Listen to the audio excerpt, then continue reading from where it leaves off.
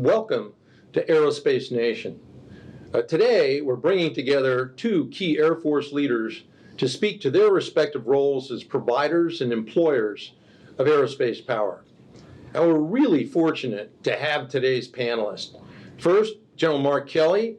He's the commander of Air Combat Command, located at Joint Base Langley, Eustis. He's responsible for organizing and equipping combat-ready air, space, cyber, and intelligence forces for all Air Force and Joint Force mission demands. Also joining us today is General James Hecker, the commander of U.S. Air Forces in Europe and Africa, commander of Allied Air Command, and the director of the Joint Air Power Competence Center. This means he's responsible for employing those forces provided by General Kelly in defense of our interests and those of our allies and partners in theater, which is, of course, especially important now as we grapple with the effects of the war in Ukraine. So thanks to both of you for being here today. I really appreciate you taking time out of your busy schedules.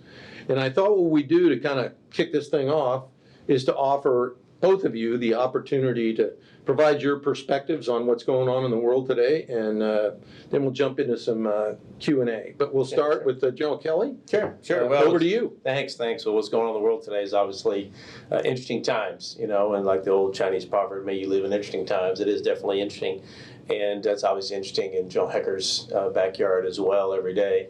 We're here this week on a couple of conferences. One is our ACC Warfighter Conference, where we talk about our highest classification of our sensors, weapons, platforms, and et cetera. And then we'll go into a bigger Air Force conference, the MAGCOM Commander Conference this week. So it's really good to be here today with you, and it's good to be here with my brothers and sisters, with the fellow MAGCOMs. What we talk about in these conferences is very often the security structure today around the globe and going forward, because we have to chart our path forward for the folks that will come in behind us. What we don't talk about, but is frankly part of the calculus that we have to consider, is going all the way back to 9/11, mainly because that event, obviously, as everyone knows, set the conditions for military operations for the next 2 decades. The folks that were here in D.C. or anywhere around the nation or globe know that on 12 September, we obviously started a week of crisis action, global force management, sourcing in our nation, and our airmen and soldiers, sailors, Marines answered the call as you would expect them to. Less well known is the fact that we followed that first week of crisis action, global force management sourcing with another 1,000 weeks of crisis action, global force management sourcing. And so the force worked hard to do our nation's business, and great patriots around the globe answered the call and did that. But while we were focused in that region of the globe, our peer adversaries were focused on us and saw it as an opportunity to close the gap, and truly go from near peer to peer adversary. And so that's a focus that we have during all these conferences, and we have to chart our way ahead. Closer to home at ACC, when people ask me how things are going in ACC, I answer, they're going good. We are, unlike General Hecker is a component MAGCOM to UCOM. In ACC, we're an organized, trained, equipped, and I'd say force-provide MAGCOM, and things are going pretty well. As far as our organizations, they have adapted and migrated to be more towards peer adversaries, whether it be our lead wings or ACE events and other constructs like that. Our training has adapted pretty well, whether it be our virtual test and training center, whether it be Agile combat employment exercise, whether it be taking red flag in our weapons school integration phase off the coast of California to put those distances, which our airmen will see in a peer fight. The equipping stuff is going good. We just obviously got the E7 on contract. EC-37 is tracking, NGAD's tracking, JADAM's tracking. F-35 is obviously always a focus, what we do. F-15EX is a focus. And so whether it be platform, sensors, weapons, you name it, they're tracking well. The force providing stuff's going better because during those 2 decades plus in the Middle East, we frankly consumed our Air Force at a rate that exceeded our ability to generate the Air Force. And as me and you have talked before, it doesn't matter if it's money, muscle, tissue, morale, or combat power. If you consume it at a rate that exceeds your ability to generate it, you're going to end up some challenges at the end of the day. So again, let me hand it off to my brother from Ramstein. But in ACC, The organized training, equipping, and force providing is going good. Efforts are tacking along. The majority of them, frankly, are late to need, but we are working as hard as we can every day on them. Very good. Appreciate those insights. And General Hecker, over to you. Well, thank you, General Deptula, and thanks to the Missile Institute for having both of us. Let me first by starting off by saying we couldn't do what we do, if it wasn't for Grace and his team there at Air Command, Air Combat Command. What they do to provide us trained and equipped people, what they do to get us, equipment and everything like that is just absolutely essential in what we do every day. As you know, at USAFE, we've had this conflict going on with Ukraine. And February 24th of 2023 marked the 1-year anniversary of that. So we've been taking a look at different lessons learned that we've seen from that conflict over the last year to now about 13 months. And one of the things that we see is the lack of either side, whether it be the Russian or the Ukrainians, ability to get air superiority has really changed us into a different fight that we haven't seen in quite a while. So what we're looking at and concentrating on in USAFE is what can we do to ensure that we get air superiority, should we have to invoke Article 5, and then what can we do to make sure that our enemy doesn't get air superiority. So what that has us do is concentrate on some of our priorities. So number one priority to make sure that we're able to get air superiority is to make sure that we can do the counter-IADS mission. Because what we've seen on both sides, both the Russian and the Ukraine, is their integrated air and missile defense is working pretty well to the point where they're shooting down others' aircraft, and the aircraft aren't as visible as they should be if they're concentrated more on air superiority. So counter-IADS is one of our priorities that we're looking at. And then to ensure that the enemy doesn't get air superiority, we have to concentrate on the IADS in Europe. So we're making sure that we concentrate on that. And then to get both of those, we're realizing now that we have to do information sharing like we haven't done before. So that's the third priority, is how can we share information with our allies? How can they share information with us to make us both more successful on those particular missions that we talked about? And then we need to make sure we can command and control all of those things. And then lastly, we need to make sure that we're survivable. And we do that through a concept called ACE, or Agile Combat Employment, which we've been witnessing the Ukrainians do, and we're taking some lessons from them on that. So those are the 5 priorities that we're looking at right now in USAFE-AFAFRICA. Wow. Well, I appreciate you both providing that introduction, which is extraordinarily rich in content. So what we're going to do is jump into some questions before we get to the audience. General Kelly, one of the things I'd like to do is kind of segue some of your comments and harken back to last year, where you spoke about how our fighter forces are spread pretty thin. You said that it's like trying to pay a bill for 60 multi-role fighter squadrons, but with 48 fighter squadrons and 9 attack squadrons. Since then, we've seen the FIDEP, and we know that we're going to get smaller as an Air Force, losing a net of about 1,000 airplanes. So my question to you is, are there ways to mitigate the impact of that reduced inventory, or have we gotten to the point where, in addition to all the great things the Air Force is doing, does the Air Force leadership have to start advocating that it needs more resources to meet the demands that are placed upon it? Yeah, good question. And I will say day to day, like your characterization, it's like trying to pay a bill for 60 fighter squadrons with 48 and 9 attacks. It's exactly like trying to pay a bill for 60 fighter squadrons. And that's day to day, that's not combat. And so our great folks that work in the Pentagon and at ACC work through those challenges. But as far as advocacy for more resources, the good news is that our leaders at Air Force are advocating for more resources, and that's why you'll see 72 new fighters come out this next FY for the first time. And matter of fact, my team can't tell me last time. So we procured 48 F-35s and 24 F-15EX because we need them out there. Besides that, I'd say we've gotten good advocacy up and down the chain, not just for 5th gen avionics and sensors and weapons and platforms, but also 5th gen weapons in terms of what we need. 5th gen Air Force needs 5th gen weapons. as you guys have heard me say before, we've committed a whole lot of time, energy, effort, resources into building this LO, low observable force, whether that be B2, B21, RQ-170, F-22, F-35, et cetera.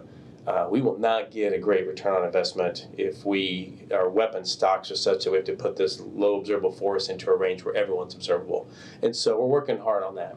Also, there's really good advocacy, and I talk to the chief quite often, and our A3, General Slife, they are daily advocating for the correct utilization of a limited force in terms of alignment with our national defense strategy, because we have to be ready to go fight any particular day. And if we run the force too hard in preseason and it's all worn out, it's going to be tough going into the main season. So I see our advocacy campaign actually coalescing not only around the Secretary's operational imperatives, but really, really good on our force design going forward that's really be reflected in these next coming budgets.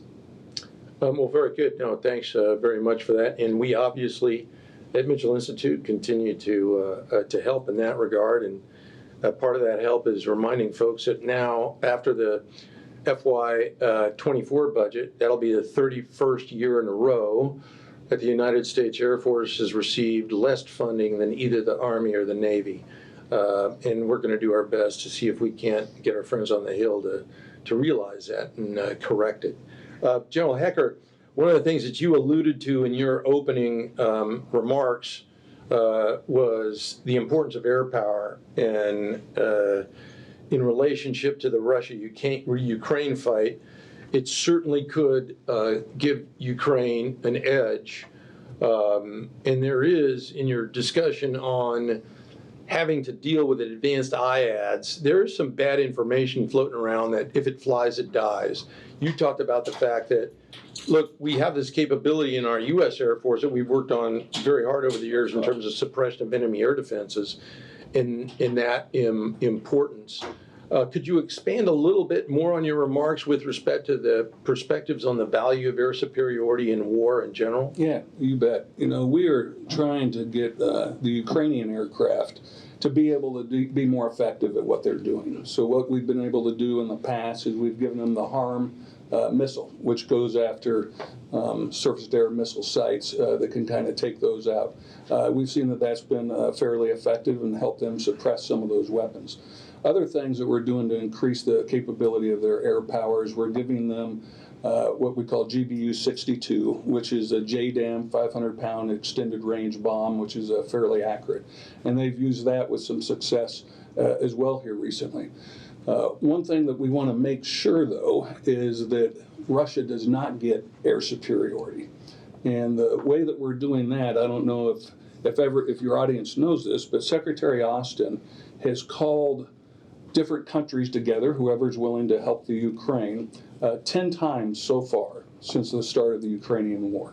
The 9th one was there at Ramstein. And when I was there, the biggest request that both President Zelensky as well as any of his officers had were surface-to-air missiles to go after any of the inbound cruise missiles that the Russians are shooting, the inbound unmanned UAVs that are one way, coming in and trying to attack their infrastructure. And then, of course, if they try to fly any aircraft in. So the 45 nations responded, and we were able to get them a lot more surface-to-air missiles. But it's something that they're using constantly because of the tactics that the Russians are using. But because Russia can't gain that air superiority, really, the only thing they have to do now is take one-way UAVs that they buy from Iran and shoot them across and try to hit infrastructure. And out of, the 20 that they send, I would say probably 90% of them get shot down, but a couple of them find their way. And then if you look at the other thing that they're doing is they're taking cruise missiles that are launched off of their bombers, right, and they're doing the same thing with those. And we have to give them the ability to take that 90% down so they can live to fly another day. So it's very important, and we're making sure that the Russians don't get it, and we're trying to give the capability for the Ukrainians to get there. No, very good. Now, for both of you, what other lessons, other than the air superiority piece, are you drawing from the war in Ukraine, and how they influence both your perspectives? Yeah, Joe again, Kelly. obviously, Joe Hecker's the expert, being right there in the neighborhood. But for the entire Joint Force and for the Air Force, I'd say, first of all, if you think logistics are hard from the Belarusian border down to Kyiv, getting our material across several thousand miles of open ocean is tough business. It's tough for our logisticians, and so that's why we have the best and brightest working on it.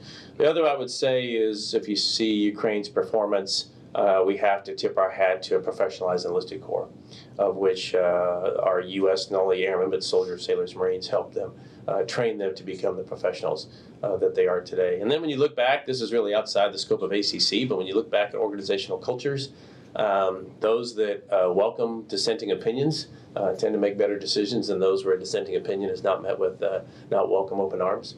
And so I think there'll be a ton of lessons coming out of this, both at the operational level that Scorch sees every day, and then across the services. And then as we spoke at AFA, and Scorch just talked about today with respect to air superiority, it takes a first-rate Air Force to execute an air defense takedown, to establish air superiority.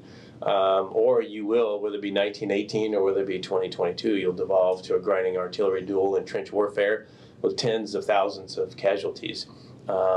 It's tough business, but we've designed our force to execute an air defense takedown, to execute air superiority, and as me and you've talked about, the only thing more expensive than a first-rate Air Force is a second-rate Air Force. Very good.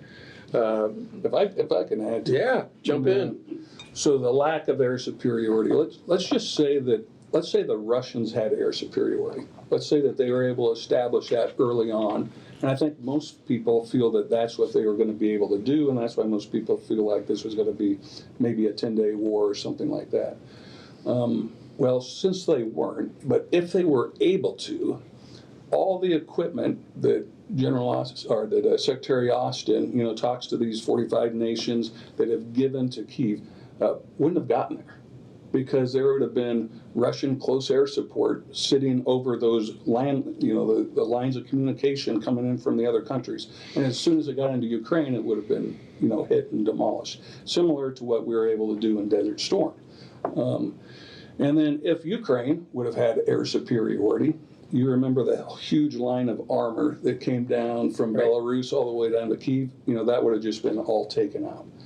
But since neither one has been able to do that, we resort to what Grace just talked about, is this, warfare with 155 millimeter rounds going back and forth, that at least from the Russian side, don't care if you hit hospitals, don't care if you hit schools, don't care if you hit malls, massive destruction, massive casualties, to something that we're not used to. When we're talking tens of thousands, we're talking over 100,000 on the Russian side. We're probably talking 40 to 50,000 on the Ukraine side, with several estimates saying higher than that. Right. Okay, and this is after 13 months. To put it in perspective, after 20 years in Afghanistan, we had less than 3,000 casualties. Now, every casualty is too many. But when you compare something like less than 3,000 to 150,000, 20 years compared to 1 year, it just shows that you do not want to fight the war that they're fighting right now. And Western folks won't go for it. And the way you don't fight that fight is you get air superiority early on.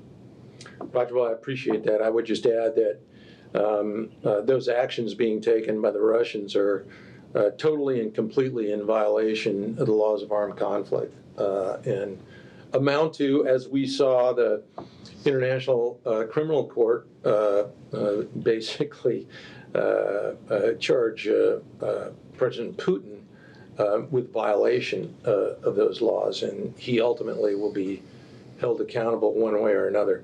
A related question. The Ukrainian Air Force early on did a masterful job of surviving the initial Russian onslaught. And tell me how that relates, and you mentioned it earlier, what kinds of lessons might we take away in the context of agile combat employment? Yeah, we're developing a concept called agile combat employment. The way I look at this, back 30 years ago during Desert Storm, and even beyond that, we had some adversaries that were capable of taking long-range cruise missiles that were somewhat accurate, but not that accurate, or maybe a ballistic missile and hitting the base. So what we would do is, instead of parking our 24 aircraft right next to each other, we would disperse them around the base, and sometimes we would put concrete in between them and those kind of things.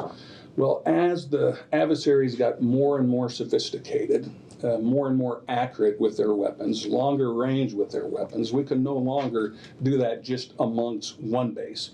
We have to move this stuff amongst several bases, and we have to move it at the speed that's quicker than the decision cycle of the adversary. And then when we do that, we have to find a way to command and control it so we can launch them, put them all together to get a certain effect, and then bring them back to different bases than they launched from. So that's what we're striving to do, and that's what we've seen Ukrainian be pretty successful at doing. So we're kind of taking lessons on how they've been able to do this. What are some of the things that prevent them from being 100% capable, and maybe they're only 80% capable, and they're going to school on that and figuring out how to get back up to 100, and we're learning through what they're doing. We're also learning on how they're moving their integrated air and missile defense around, and how we're going to have to do that as well, again, inside the adversary's decision cycle. Very good. Let me switch gears here a second and kind of transition between theaters. It was recently announced that F-16s from Spangdahlem in Germany are going to be redeployed to Kadena over on the other side of the world to replace, at least temporarily, our old F-15s that are being sent to the boneyard. How's this being received by adversaries and partners in the region? Well, General Wilsbach could be the expert to see how it was received at Kadena, and then obviously General Hecker may have insights into the population around Spangdahlem watching F-16s go all the way over to Okinawa. I'd say it's two reflections regarding our force. One is capability, and that is we can pack up from anywhere around the globe and get to any other spot of the globe in hours, not days, weeks, months. And that's an incredible capability that is only made possible by Mike Minahan's AMC team, and they do a phenomenal job of getting us there. The other one, which is obvious, and that is this deployment followed right on the heels of PACAF F-22s going over to Europe. We turned around and then took UCOM F-16s and put them in the Pacific. It just goes to show that, A, not only are we capable of getting those forces around the globe, but it goes back to we're stretched with respect to having the capacity to cover down all our demands, because we're moving forces around into places and times that may not make sense to a lot of people. Europe to the Pacific and Pacific to Europe. Yeah, I think I'll just reiterate the fact that, I think the Air Force took some bad shots there early on when it was announced that those airplanes need to be retired.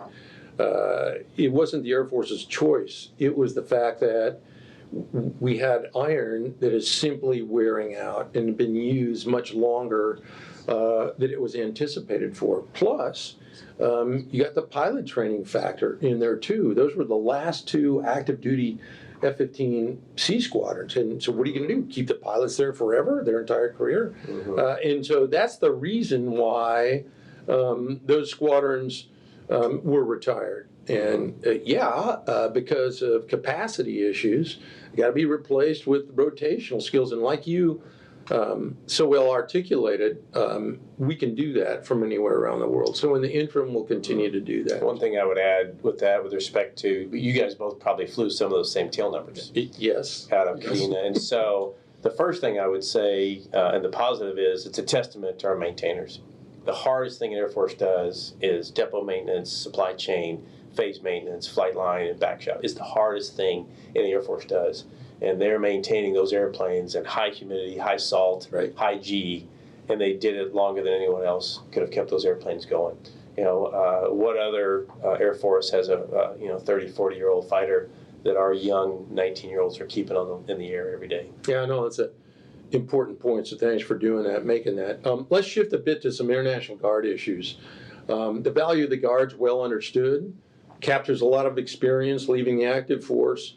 The Guard's also the foundation of our Homeland Air Defense missions, but it's also no longer a strategic reserve to be used just in time of emergency. It's now integrated as a fundamental element of our Air Force's force structure. So do you see a role of the reserve component changing over the coming decade as a provider for global force management? I don't see a huge amount of change because, like we talked about before, with the Air Force getting smaller, we need them all. And we can't do our job without our Guard and Reserve, and they do phenomenal work. And as you mentioned, they pull the lion's share of our no-fail Homeland Defense duty. They pull the lion's share of our presidential support duty when there's a State of the Union, Summit of the Americas, United Nations General Assembly. There's normally Guard aircraft guarding not only just the nation but the president when he has those no-fail missions. And they're in the same platforms as the active duty. Vermont Air National Guard went over and deployed to UCOM in support of Scorch's mission over there, and they did so on short notice, and they did it as good and as professional as any active duty unit you have. The entire discussion of force structure laydown, is art and science. And so we got to figure out how much combat power units and airmen do we want to have overseas in Scorch's and General Wolfsbach's AOR, how much is in Air Combat Command active duty, and then how much is in our reserve component. It's a balance. We are always working on it. I can't say we always get it right, but we're always focused on it. Very good. Appreciate that. Scorch, here's one for you that I know you're very familiar with. And the question is, what opportunities do you see in leveraging other nation partner capabilities and capacity to work toward meeting our combined, if you will, fighter requirements? Well, our kind of going back to your last two questions ago, all of the NATO members know what our national defense strategy says. And that says that the pacing threat is China. So when you ask, what did they think about having the F-16s from Spangdahlem go over to Kadena? I don't think it was a surprise for them. I've been telling them this all along, and they know that we are becoming more and more, or they have to become less dependent on us and more dependent upon themselves. So we're on that road going forward. And guess what? They're stepping up to the plate. When you look at it, since, what Putin did when he invaded the Ukraine was the exact opposite effect that he wanted to have. What actually happened is it united NATO, and matter of fact, it's probably going to grow NATO by a couple more nations. For F-35 sales, we've had 4 countries commit to sales since the invasion of Ukraine. So the exact opposite of what he's trying to do. We are now up to having over 600 F-35s by the 2034 timeframe. And out of those 600, there's only going to be about 50 that are U.S. So over 90% are going to be our partners and allies. So they're standing up and they're coming to the plate. Now we have to make sure that we're enabling them to be the best that they can be. And we can do that through information sharing and things like that. As far as the 2 members that might be joining us with Sweden and Finland, tell you what, I've been to both countries. I've seen both their air chiefs, we've talked, and I've seen their capabilities, and they provide a great capability and great geography that's going to help us should we have to invoke Article 5. We obviously hope that we don't. But both Finland and Sweden really can bring agile combat employment. They've been doing this for the last 20 or 30 years. And they really can bring a lot to that fight and what they help with us. We know that Finland's going to get 60 F-35s. We know that Sweden's going to get some Gripen EF models to supplement their force. And these are all things that are just going to complement NATO and make us more effective at the counter-IADS mission and enable us to get air superiority. No, that's great. You anticipated my next question was going to be to talk a little bit about the importance of Finland and Sweden becoming more active in partnering with the NATO members. But you handled that. But here's a follow-on for you, and that would be to share your perspectives on the NATO missions of enhanced vigilance, enhanced air policing, and now air shielding. Sure. And how you see these as improving theater defense. Well, When the war kicked off, I wasn't the commander at the time. It was General Harrigan, and what they elected to do, which was exactly the right thing, is we put a bunch of combat air patrols on the eastern flank just to make sure that this conflict would be contained inside of Ukraine and would not spread to any of the NATO members on the eastern flank. And we did that for quite a while, but as you know, during times of Northern Watch and Southern Watch, if that's all you do, you lose some readiness, and you also hurt the airplanes and those kind of things. So what we've shifted to and become more to a steady state is we still have a presence on the eastern coast. We will do some combat air patrols fully loaded with live missiles and things for deterrence. But what I think is even more of a deterrent is now when we deploy units over there, we practice missions that we would actually do should we have to invoke Article 5. So practicing those missions, number one, makes us a lot better, gives us better capability towards those priorities that I mentioned earlier, and I think provides a deterrence value as well. Very good. One of the things that you alluded to, or actually you mentioned it directly, and that's the demand signal for intelligence, surveillance, and reconnaissance assets. I think that folks are becoming more and more aware of just how important information sharing has been in providing and enabling Ukraine with that critical component to be able to not just hold their own, but to achieve advances as well. Could you talk a little bit, and again, this is for both of you, about the demand for AWACS and that kind of information as we move forward into the future? We'll go with you first, Yeah. Stuart. ISR. No one can ever have enough of it. And, it doesn't matter how many AWACS that we buy as an Air Force or, how many MQ-9s, how many RQ-4s, it's never going to be enough. And no country can ever have enough that they can do this by themselves.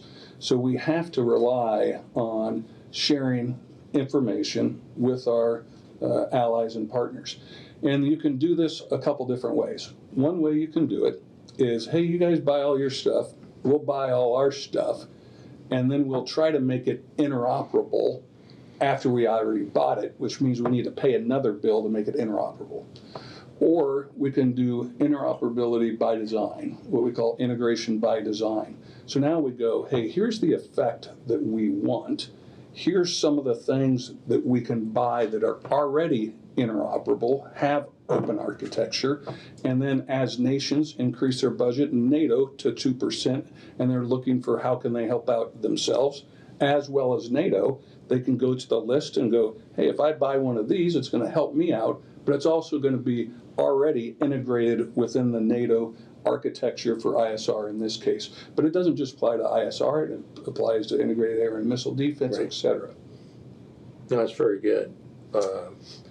Go ahead. You're No, I was about gonna to say- say something. No, what our airmen are doing, our 16th Air Force airmen that are doing over for General Hecker, whether it be our cyber airmen, our ISR airmen that are airborne, or our airmen that are processing, all the images and signals, et cetera, and providing them not only General Hecker, but the combat commander.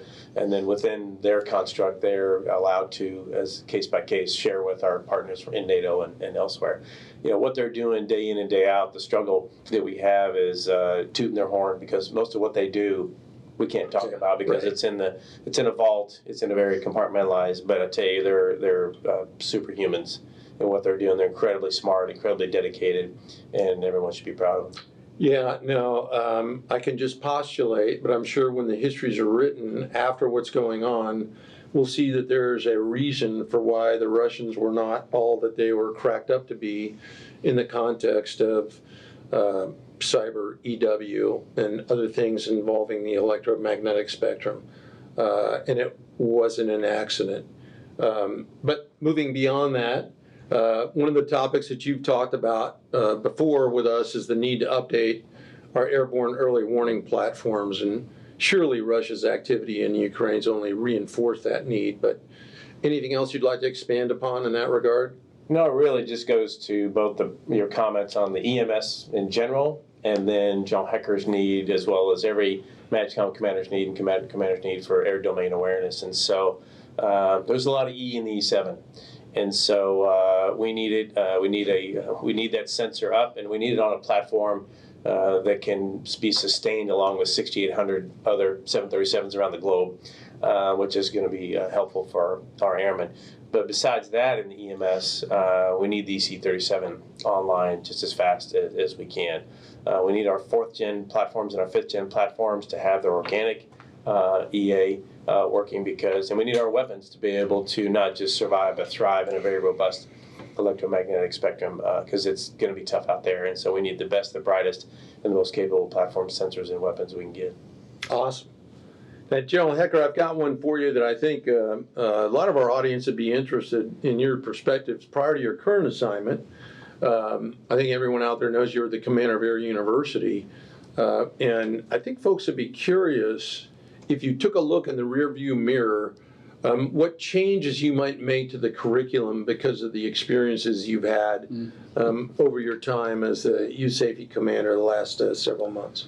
Well, when I got selected to go do that job, one of the things that I looked at doing was I wanted to make it more of a warfighter school.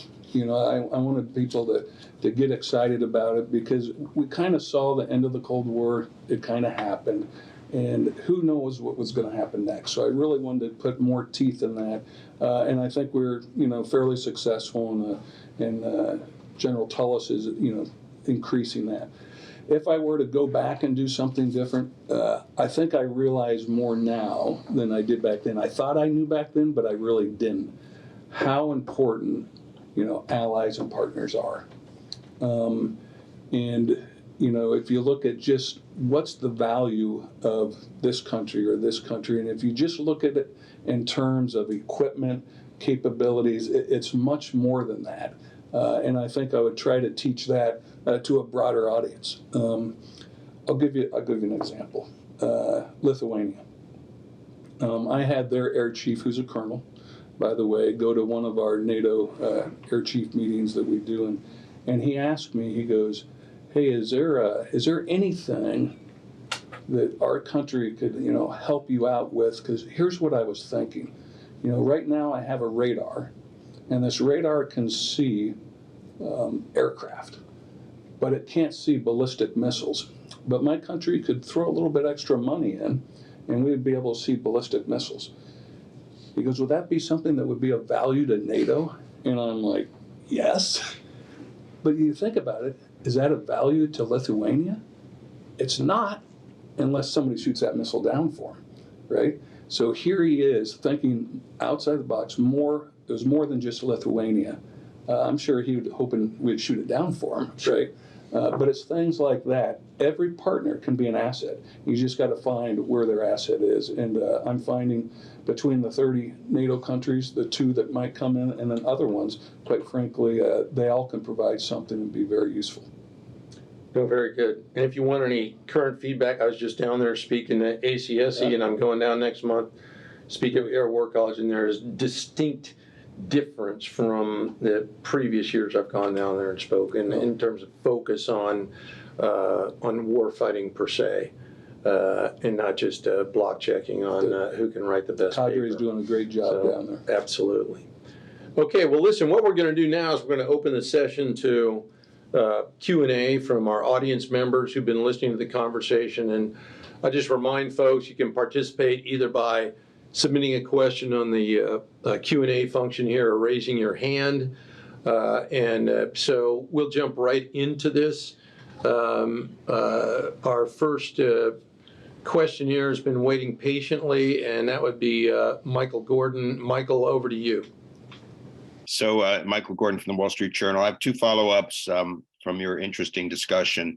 One, what difference do you think 17 MiG-29s will make to the Ukrainian Air Forces, since that's what's been offered up by Poland and Slovakia, particularly in light of their losses? And my second question is, General Deptula made the point that one way to be more effective in Ukraine is to suppress the enemy air defenses. But Russian radars and S-300s and systems of that sort are located in Belarus and on Russian Federation territory. Is it possible to establish air superiority in an environment like Ukraine without hitting targets in Belarus and Russian Federation, which raises the concern over escalation? I can take a hit at that one. As far as the 17 MiG-29s, I think any more quantity is going to help. This will allow them to come at different axes, which will complicate the problem that Russia has. Is that going to be the enabler that's going to let them get air superiority? No, I don't think so, not anytime soon. You have to realize, like what you mentioned, the integrated air and defense system that both Ukraine as well as Russia have is very extensive. And it would be difficult from a U.S. perspective to take all that down, in a couple days. We practice that a lot. We know how to do it. To do it at scale is very difficult, and I think the expectation that we can take a country like Ukraine and do that overnight is unrealistic. That's a more long-term effort that we'd have to do, and I know that we're looking into ways that we can do that in the long term, but in the short term, we just need to make sure that Russia does not get air superiority, and the best way we can do that is by helping out the Ukrainians with surface-to-air missiles to increase their IADS capability. But my question was, is it possible to do that without hitting targets in, just as a matter of military science, without hitting targets in Belarus and Russian Federation, which is beyond the pale for the U.S. given concerns over escalation? Correct. Yeah, without the ability to be able to penetrate those IADS and hit the IADS directly, it's going to be a very difficult task for anyone and real difficult for Ukraine to achieve. Well, only thing I'll add is, your question, which is difficult to hit a particular target, in our find fix, track equation before we target something, very often it's our non-kinetics that are as effective or more effective than our kinetics. And so I'm not going to get into a lot of words and then it hurts, but one of the reasons why I'm advocating so hard for the EC-37, which frankly operates as much like an EA-37, what it does, our Navy partners bring the Growlers, our onboard EW with F-35 Block 4, which is a software, hardware, electronic warfare suite that we need. We can do a whole lot without things going boom. And it helps, again, with your escalation management. I'll leave it there.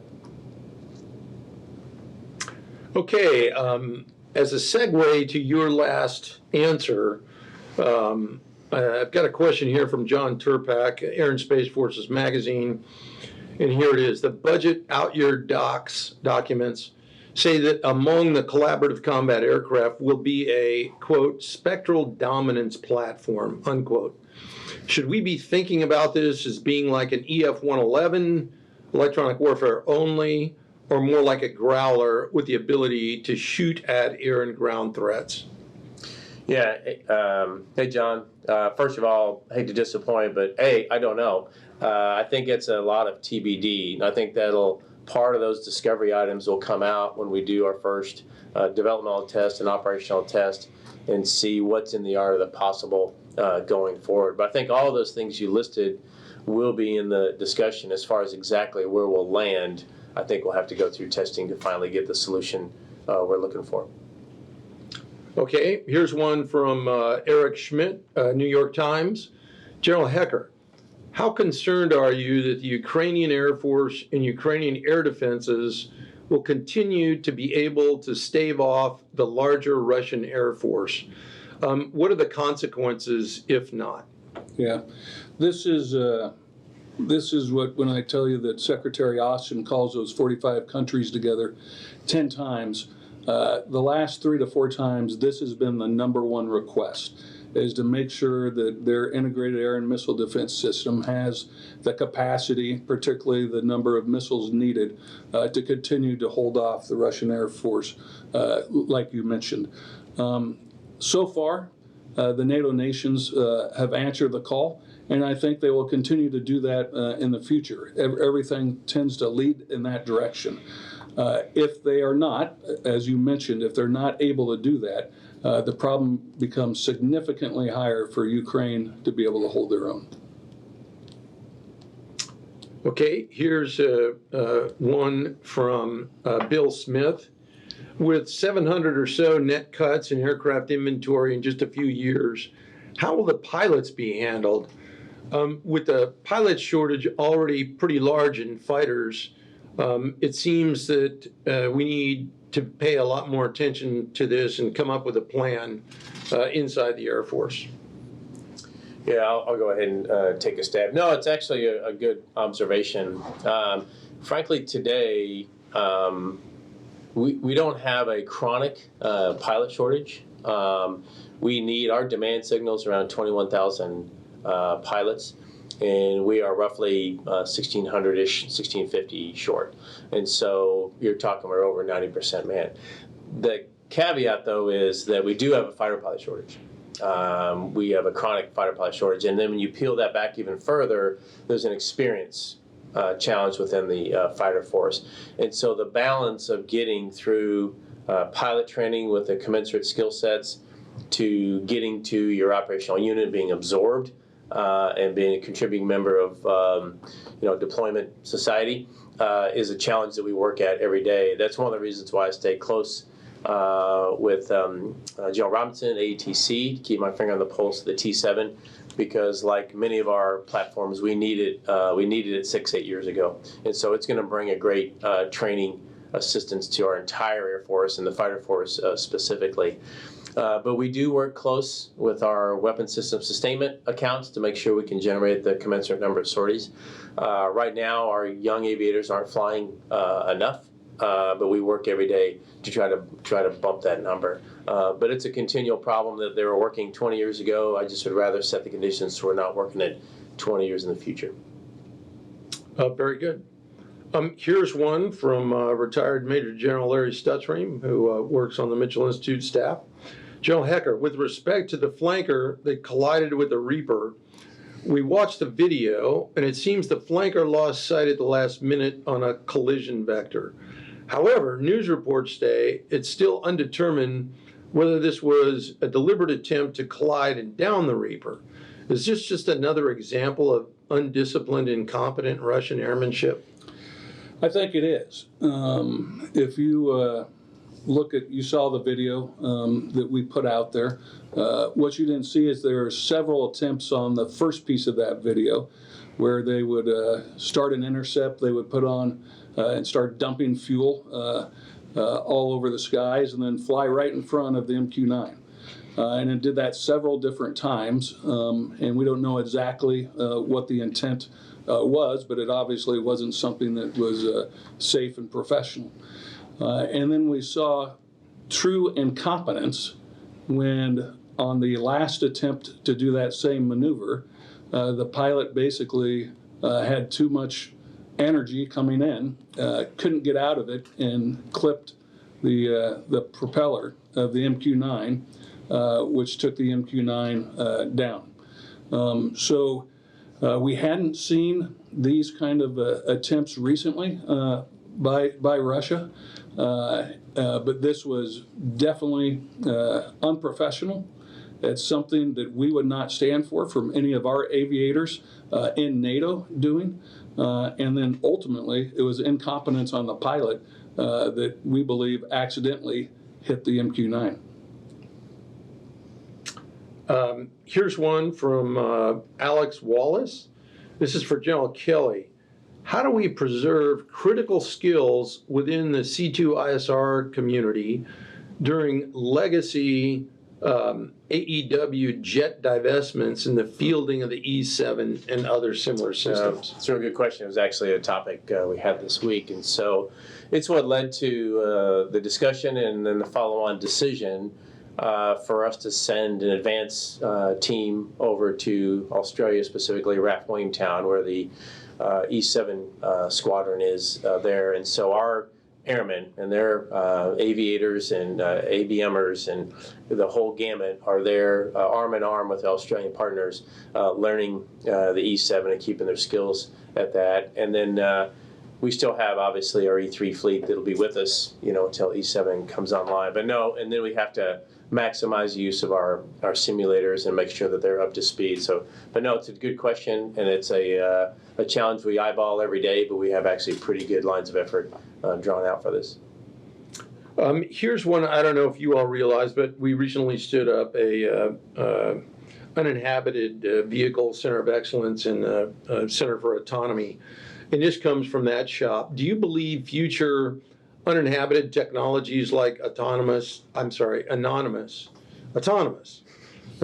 too, sworn drones and loyal wingmen, collaborative combat aircraft, whatever you want to call them, can these completely replace the capabilities of MQ Next and the majority of the current remotely piloted force? That's one for both of you. Yeah, I'll start, and then of course Joe Hecker was former 432nd Wing Commander, and so is the expert here. But the one thing I talked to our team about at ACC, and we have a good lash up with the Pentagon and the A57 team as we go forward on our CCA effort, is we got to make sure that we don't let the capability and the autonomy outpace the authority. And what I mean by that is today there's so much capability on MQ-9, I could land it at Dulles or Reagan or any airport in the globe.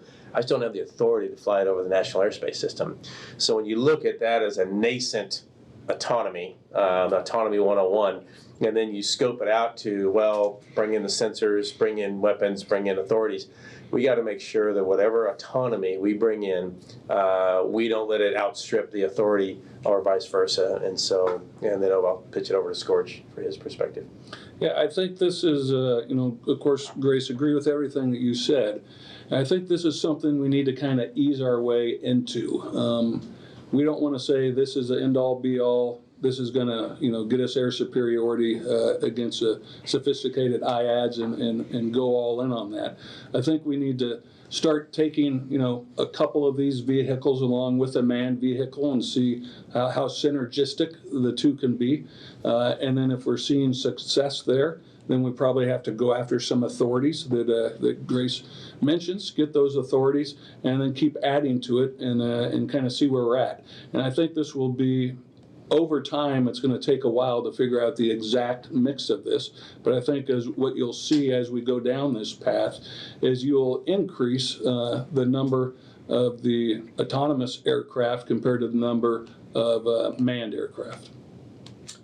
Here's a related one, again, for both of you. And Scorch, I know you're familiar with this, and, well, just about all of us have been, but it took forever for the FAA to feel safe with remotely piloted aircraft. Do we think the National Aerospace System is going to allow collaborative combat aircraft, not remotely controlled, to fly around all the fighter bases so the air crews can train effectively with them? Mm-hmm. I think it's not that much different than the previous question with respect to authorities, and that is you have to make people confident. The only way you can prove make them confident is to do. And so besides the fact, like I spoke earlier, you can't let your autonomy to a great extent outstrip your authority, but it also can't outstrip your resilient comms.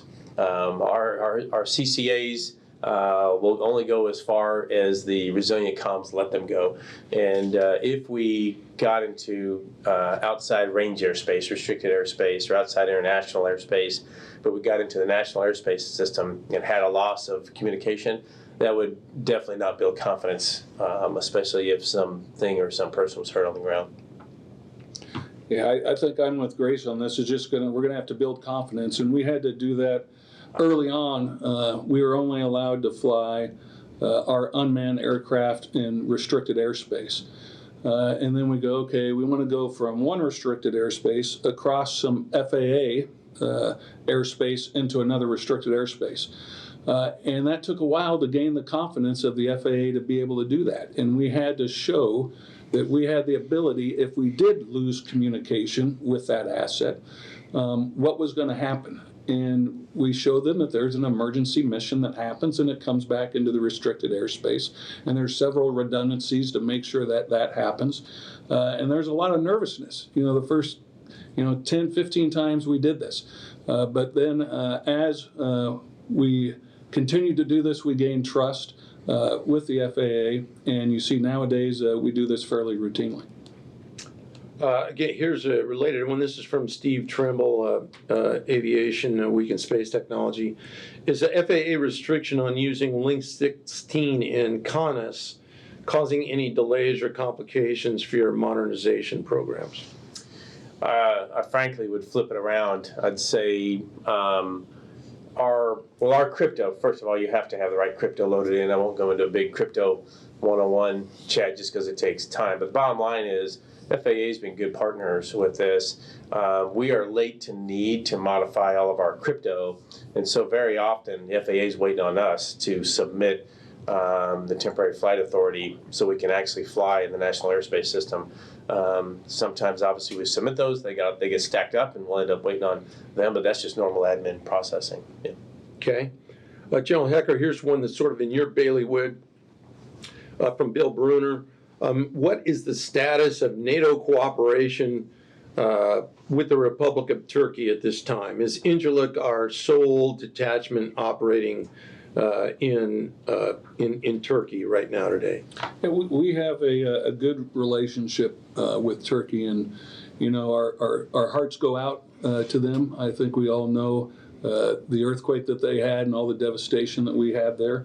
Incirlik was the primary way that we got supplies into theater to help them out. And we, put in over 100 aircraft in less than 24 hours with equipment that they needed to support the victims that we had there, and then the follow-on efforts for humanitarian assistance and disaster relief. But we have a good relationship with Turkey, and obviously, you see things on TV in the politics. For me, I stay out of that. That is a political thing, and I'm military, and I have a great relationship with their Chief of Staff of the Air Force, and we look at the best way to do things militarily. And then if there are politics that come about, that's not for me. That's for our civilian leadership to deal with. Okay, we're coming up toward the end of our time. One of the things that both of you discussed is the importance of command and control throughout all of this, but we didn't really get specific in the context of the Air Force's element of the Joint All-Domain Command and Control System, and that's how we're doing with the Advanced Battle Management System. Any thoughts and perspectives on its importance and where we stand in terms of actualizing those concepts? Yeah. Well, the importance is an understanding, it's critical. It's the network we're going to fight on, and it has to be not only have resilient comms, has to have resilient data links, has to have a high throughput and bandwidth, and it has to bring in all of our allies and partners, if we get into a joint all-domain command and control net, and we can't bring in our really key partners, Australians and UK and all of our other great allies and partners, that's not going to fit the bill. And so a lot of great, smart people working on it, and a whole bunch of energy, and that's why it's obviously one of the Secretary's focus, otherwise. I agree. Can't say it any better. Obviously, extremely important to get this right. But then I think extremely important that if we don't get it exactly right, and we don't have the capability to communicate to our folks in the field, that we have a backup plan. And that backup plan includes on every air tasking order that we put out, there's some mission type orders that go out for however many days, 4 or 5 days, that tell that commander exactly what the mission what the intent of the commander is, and we call that mission command. So we got to make sure that every commander in the field knows exactly what's expected of them should we lose communication with them, and we need to do that for a period of time, and then hopefully we'll quickly get that command and control back, and we'll be able to update the guidance. Well, everyone, unfortunately, we've come to the end of our session. General Kelly, General Hecker, thanks so much for making the time to be here today. And I think all of you out there would agree with me that the United States Air Force is really fortunate to have leadership like this, leading our Air Force and critical times. So from all of us at Mitchell Institute, we wish you all the best. And everyone out there, have a great aerospace power kind of day. Thank you.